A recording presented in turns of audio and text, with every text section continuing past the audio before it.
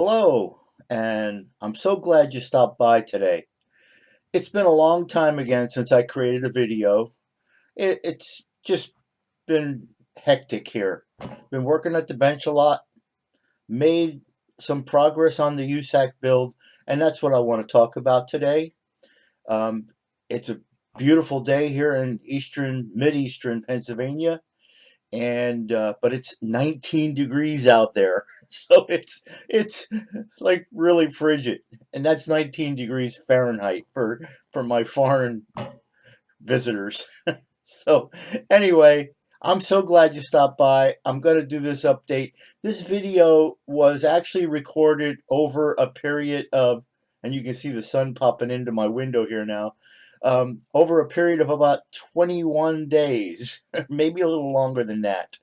Anyway, stick around, follow me down to the shop, and we'll get right into this. Thanks again. Stay with me. See you in a short.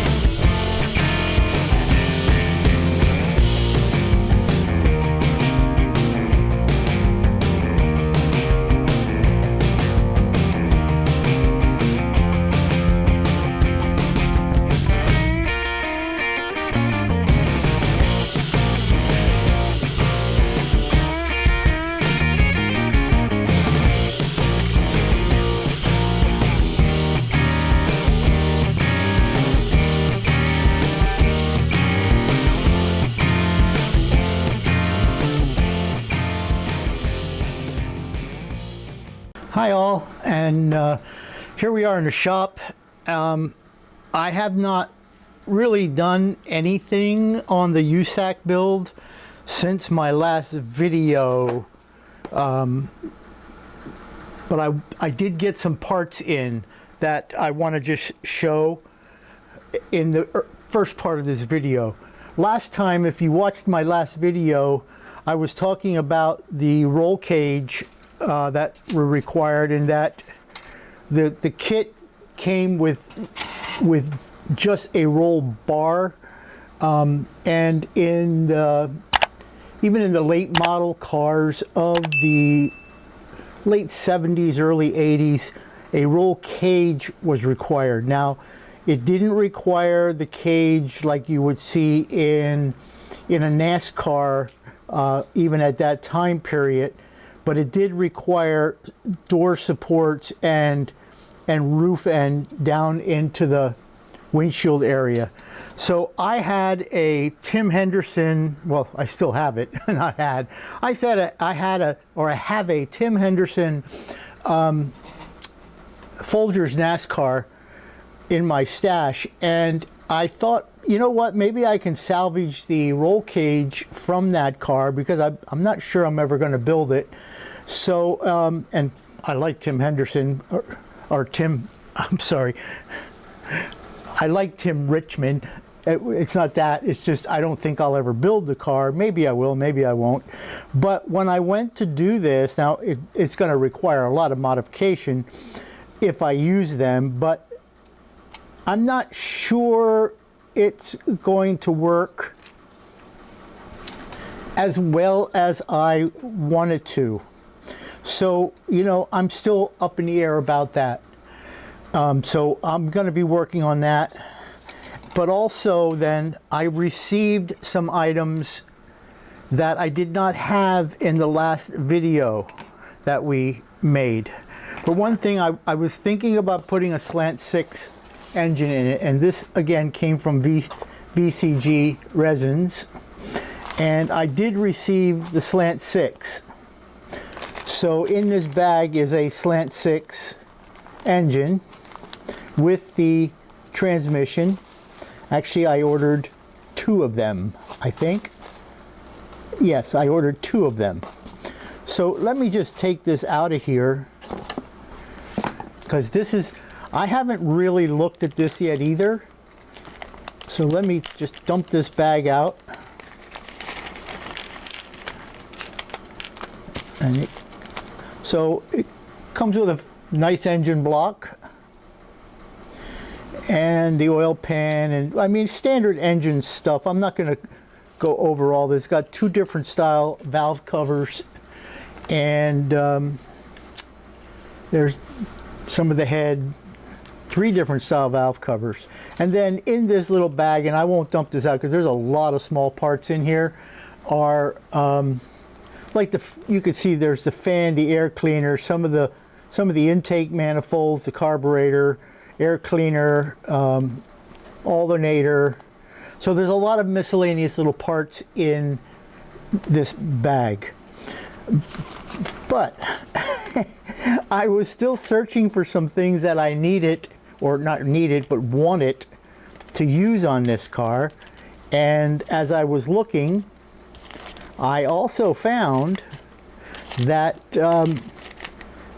VCG Resins also made a Slant 6 HEMI Turbo, the high performance version. So I ordered that, and that just came the other day. Let me get this back in there. And that just came the other day.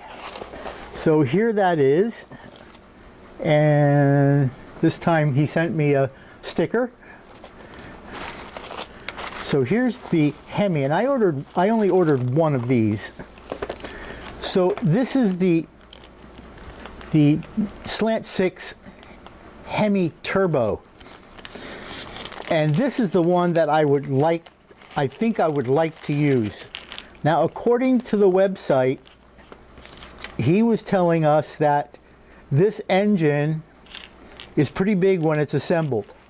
So one of the things I'm naturally going to do is I'm going to assemble this thing and see whether or not it's going to fit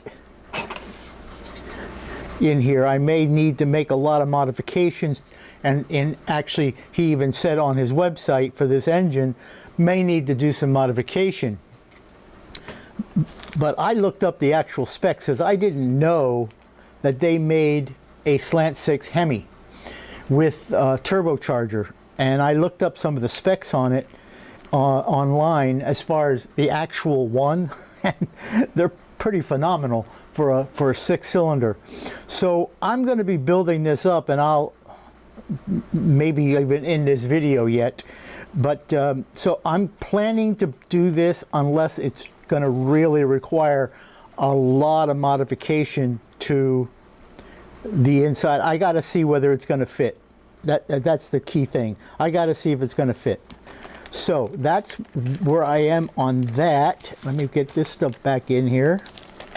And then I also was out on Matt's website. That's Matt over at Model Car Video, because he also has a lot of great stuff.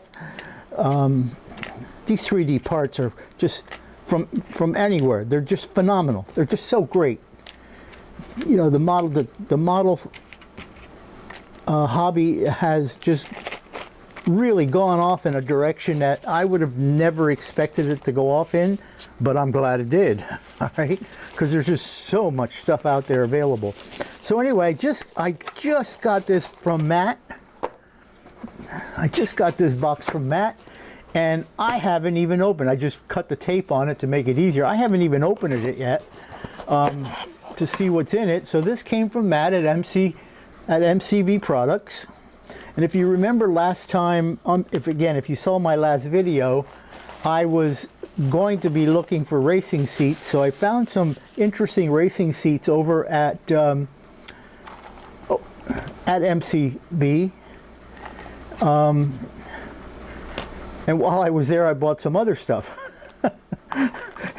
It's like one of those things where, you know, you go out there and you start looking for what you want, and then you find out there's other stuff. So let me just get this stuff out of the box. And it looks like Matt threw some extras in here also, which he does from time to time. Anyway, so I ordered some racing seats, and let me get these out of the bag.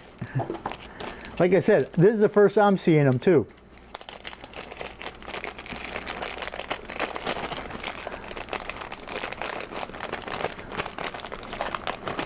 All right, so here's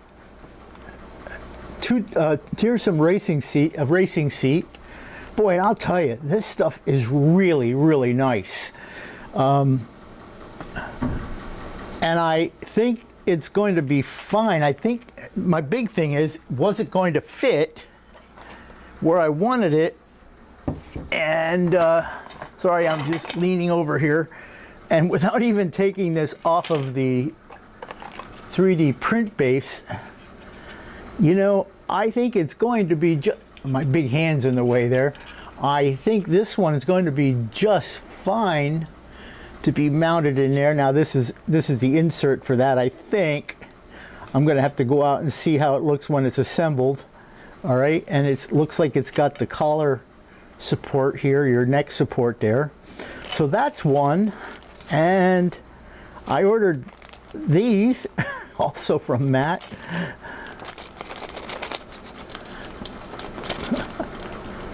Everybody thinks I'm a Sagittarius because I always buy two. But I'm not. I'm a Virgo. So anyway, these guys, this type of seat, and those will also work with very little problem.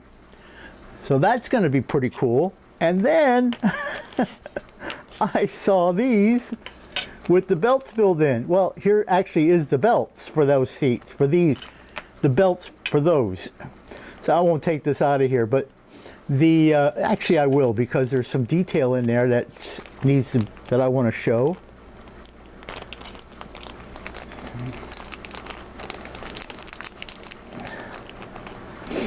So it comes with this stuff for belts, for belting, and it looks like it's just like ribbon, but it also comes with this, which are the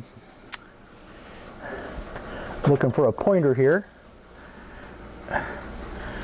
which are all the buckle clasps and all the little things that you need for the belts.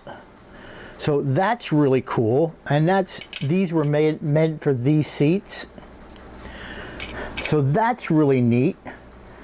So you know, I'm going to be tossed as to what seat I'm going to use. And then I ordered some disc rotors and brake disc pads and brakes and rotors, which I always can use. This is just an ignition. Sorry for the glare there. This is just an ignition box. And then I got some foot pedals. These are the racing pedals, the metal ones. I thought that was pretty cool. And looks like Matt threw in some more carburetors, so as a freebie. So that's pretty cool too. And then I saw these on his site, and I had to go out and buy them. So these are black background performance gauges, and I always have a problem with my gauges and doing them correctly. So I'm going to give these a try, not just in this car, but in others too that I do. So that's kind of neat. And then there's another bag here, and I'll tell you the truth, I don't know what that is. I have no idea what that is. Let me look at the packing slip here.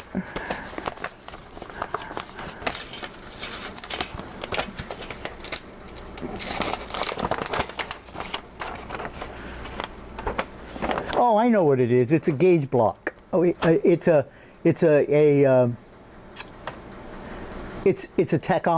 It's a tach. So it's a tachometer. Get these glares here. So it's a tach. I remember ordering that now. Yeah, because that, like a tach that sets up on the, darn this glare, sets up on the I guess if I took it out of this bag, I wouldn't get that glare, would I?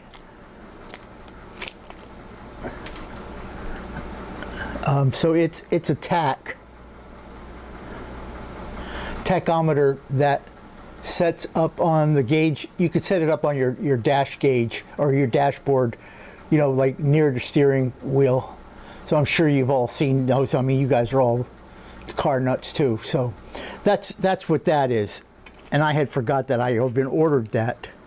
Anyway, so that's just a brief update. Like I said, I did nothing at all to the build since the last time because I was waiting for these parts. So that's where I'm at. I'm probably gonna just, I've got to build up that 225 or I don't know if it's a 225, but it's a Slant 6 Turbo HEMI. And I'm gonna build that up and see whether it fits in here. And that should be coming up in a second. Okay, hang in there. I'll see you shortly. Hi, thanks for staying with me. And although it's only been a second or two for you, it has actually been 21 days for me. So I didn't come right back, at least to the bench. I've been on the bench, but I didn't come like right back. I had a lot of things to do until I was able to do this video. And I'm actually only doing this video because it's been almost 2 months, I think, since I posted my bench update. And boy, I'll tell you, time really flies.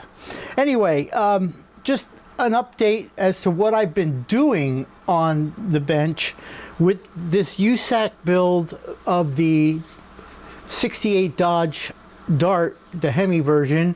I am really challenging my abilities, which is a good thing. I love the challenge, but it takes a long time also, but that's okay. I have a lot of time, unless I'm really set on making this March 16th deadline for this, and I'd like to, but we'll see whether we actually do. Anyway, here's where I am with this build. The first thing was the engines. I was trying to figure out what engine do I want to use.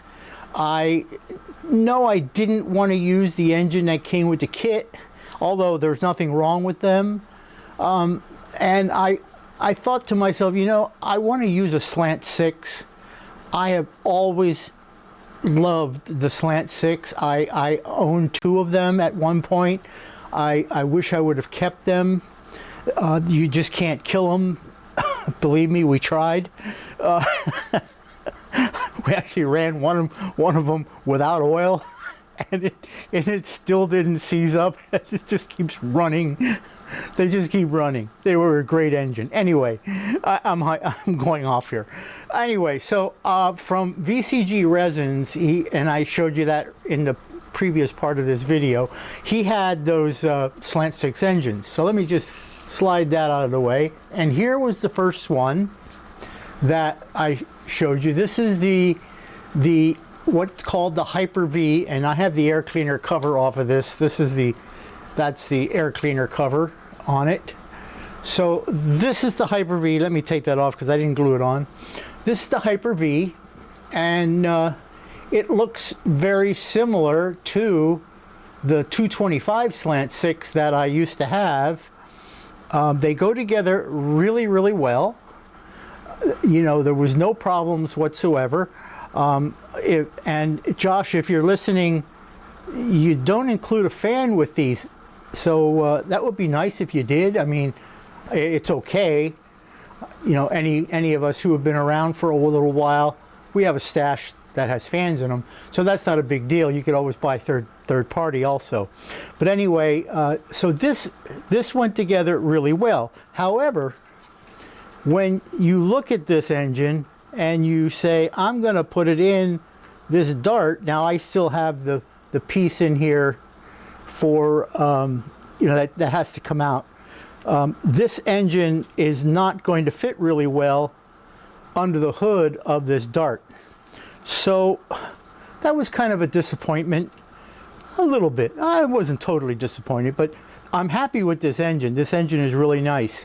Now, it has a lot of really tiny parts with it, and you can see the oil filters over here, and it's got a nice, now it comes with several different distributors. I put the one on with the holes because I before I use this, if I use it in anything, I'll wire this. But I had lost, that comes with a, even though the vacuum advance valve is on the distributor, it comes with another vacuum valve, which unfortunately fell off the bench and went into the black hole, or the Bermuda, as I like to call it, the Bermuda Triangle under my bench. And there was no way I was going to be finding that. There was just no way. I did get down on my hands and knees and with a flashlight and a fine brush, and it's like, there's no way. It's so tiny. And then as I was looking for that, the oil filler cap also got sucked up into my Bermuda Triangle. So they both got lost. And again, it's okay. I don't care that the vacuum valve got lost. And I just used some round stock and made my own oil filler cap. So that's that one, but I'm not going to use this one. What I am probably 99% sure I am going to use is the Slant 6 HEMI head turbo. This also comes from VCG, and I like this engine. Actually, there's not a lot of information on this engine, and I found out why. It's actually a concept engine, which I really like about it, because just that is being it can be tested in this late model stock car that I'm turning this Dodge into. So it's a really nice engine. It also goes together really well. The exhaust comes in here, and this will go out to the exhaust pipes. Naturally, I don't have that on yet. This did not come with a fan either, but I have one here that came with the kit, or I also bought the from Model Car Garage. I also bought this set. This is for the 68 Dodge Dart of photo etch stuff, because I have another full kit of this that I want to build a different way. But it comes with a fan also, which I took off of the sprue already, and I'm either going to use that one or the one I just showed you. But this, it looks like it is going to fit really nicely under the hood. That looks like it's going to fit very nicely under the hood once I get this cross member out of there. And so that's probably the engine I'm going to be going with on it. So I did wire it already, and it wired up really nice. Everything, it's a great little engine, and the quality is really super. So that's that. So I spent quite a bit of time, not just building and painting, but also kind of researching these engines. Then the next thing I did was, you know, in those years, and I mentioned this once before, even on the dirt tracks in our little town of Nazareth, you were not allowed to run a regular gas tank. Even in the late models, you had to have a fuel cell. And this was all naturally for safety. So this vehicle came with the gas tank and the spare tire well molded into the frame. So I cut that out. I cut the whole thing out. And believe it or not, I'm going to keep that, because who knows, you might need one day. So, and then all I did was I cut a sheet of styrene, and I put a flat bottom in the trunk area to mount the fuel cell. Now you'll also see I put some ridging on the trunk because I also cut the trunk lid open, as you can tell, and I made some ribbing for it, some supports, and this is fresh. I mean, I didn't do anything but assemble this thing. I've got a lot of some sanding and some rounding to do and stuff on this, but I also then made the hinges so that the trunk will open. So this has been tested already. I know it's going to work, and I've done this before, I think on a 41 Plymouth that worked out really well. So that's so that you can see the fuel cell.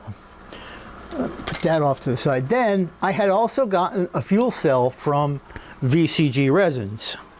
And there's a lot of people that make fuel cells, but I happened to be on his website when I was ordering this stuff, so I just bought it from there. And this is, excuse me, this guy right here is the 8-gallon version of it. And when I laid it in here, I found out that it's tall enough so that the trunk lid doesn't close. So I literally cut the bottom. I cut 2 millimeters off of the bottom of this tank so that when I set it in here, it'll actually set in there really nice and enable the trunk lid to be closed. Now in Nazareth, or even in Orange County, New York, which is Middletown, which is was a dirt. I don't know if it's there anymore. I haven't been in any of the dirt tracks in a long time. So Orange County, that was in Middletown, New York, and there was a bunch. Flemington, New Jersey. I know that's not there anymore. There was a lot of dirt tracks in our area here, but even on those tracks, the most that the late models would run is 50 laps, and that was rare. And most of the time it was, you did 3 heats of like 5 to 6 laps each, maybe 10 laps, and then you did the feature, which was 25 laps. So there was plenty of fuel, even with 8 gallons. So it's not an 8-gallon tank anymore, but I don't care. Anyway, that's that. So that gave me no hassle. It's just, I didn't expect it. Anyway, so then what I was doing, because they did require roll cages even in these dirt track late models that basically we build them in the backyard.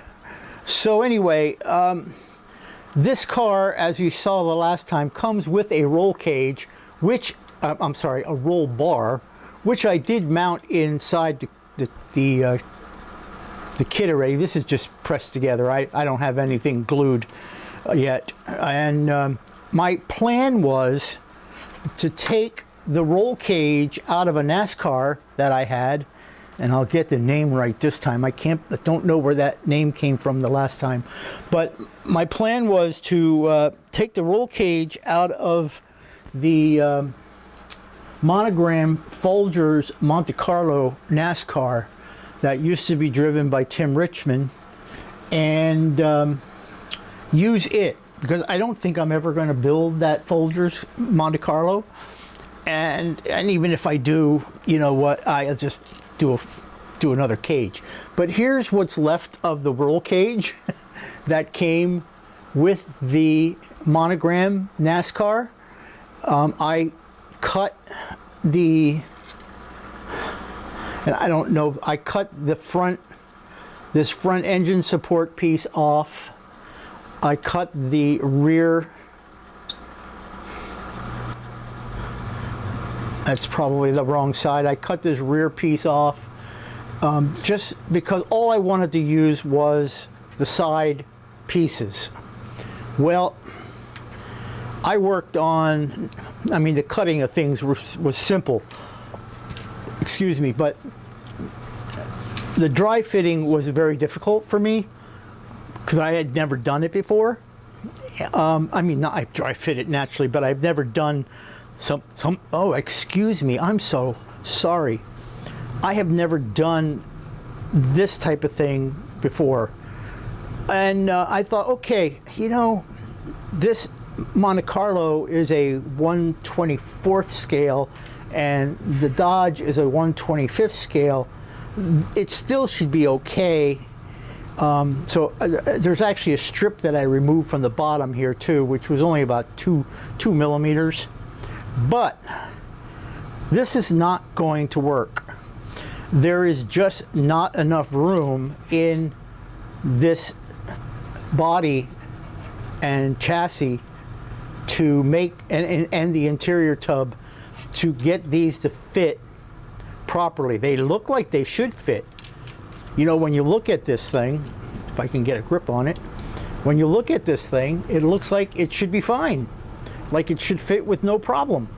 But it doesn't. Now it goes back beyond that roll bar, but who cares? You know, that's not a big deal. But it was a big deal.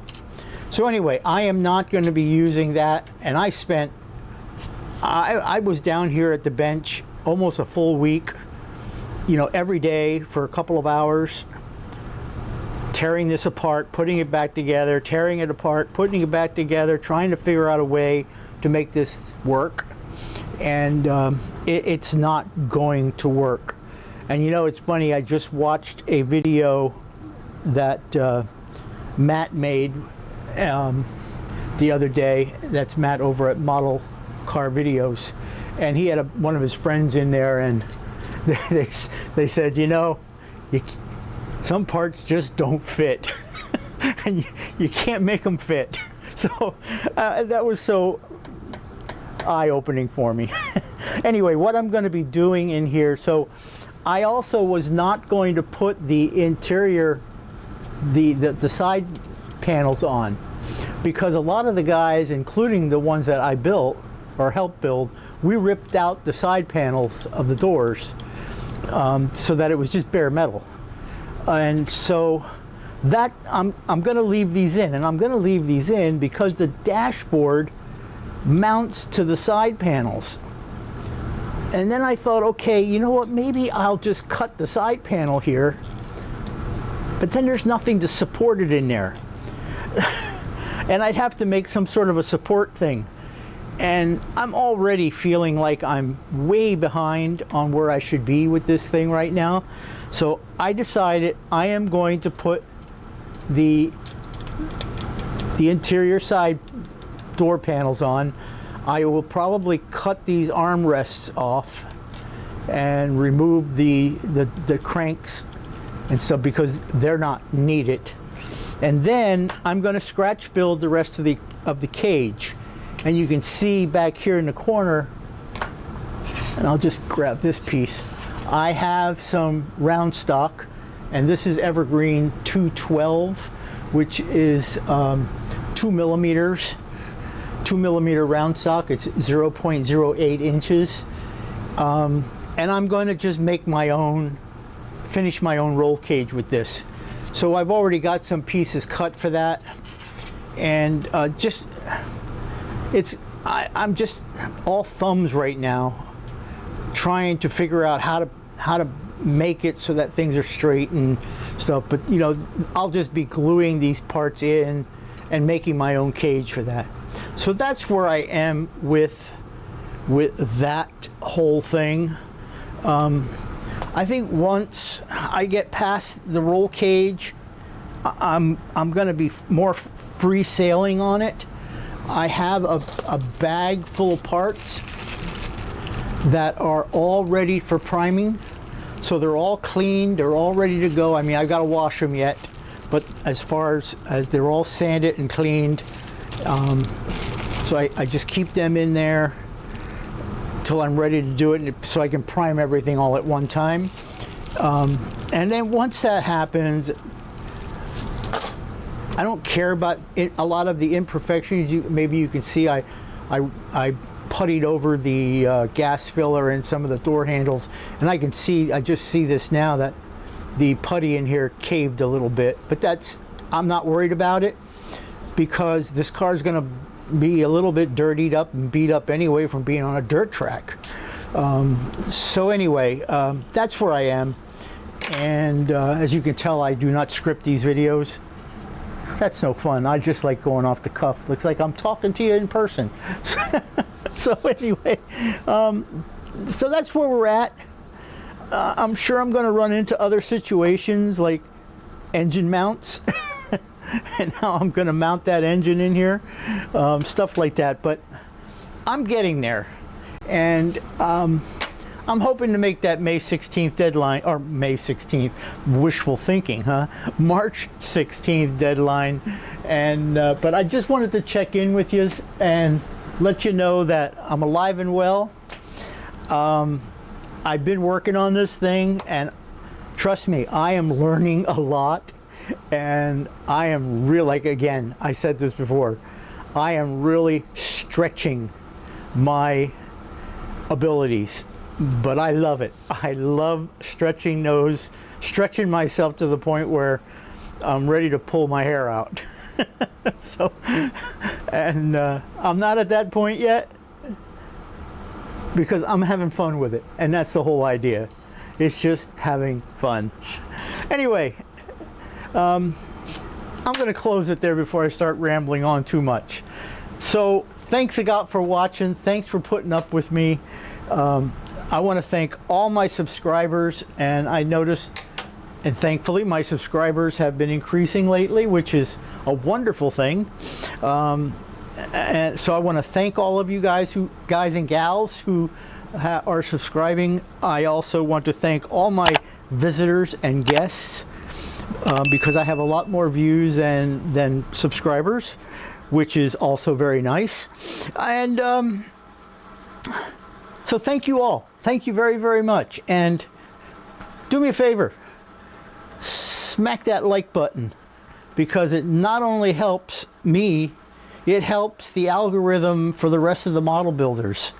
What it does is, first of all, it will show people that, it'll show you that you're interested in model building, and you'll start seeing other builders in your stream, you know, in your home screen. So and check out some of those guys. They're really, really good good builders. And I learn a lot from them all the time. I watch a ton of videos. Maybe I spend too much time on YouTube, but I watch a ton of videos because I'm learning. I'm just learning, and this is a great community. I really love all you guys. And one day when I can break myself free, I want to get to some of the shows, even if I don't show anything. I don't think what I do is show quality, but I would like to come to some of the shows. There's not many local here in the Pennsylvania, eastern Pennsylvania, New Jersey, New York region. I know there's a few, but not many. But anyway, I'm rambling on again, aren't I? So anyway, thank you all. I really, really appreciate it. Again, smack that like button, smack that subscribe button, and I will see you all in the next video. Bye.